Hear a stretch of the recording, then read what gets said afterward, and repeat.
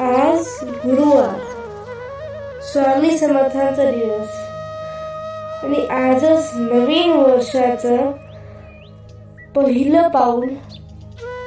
हा दिवस तुमच्या आयुष्यात नवीन आशा, आनंद, यश आणि सुदृढ आरोग्य घेऊन येऊ.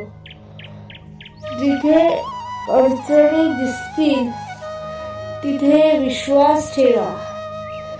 जिथे काळजी वाटेल तिथे मन शांत ठेवा. स्वामी सदैव तुमच्या पाठीशी आहे. जय जय रघुवीर समर्थ.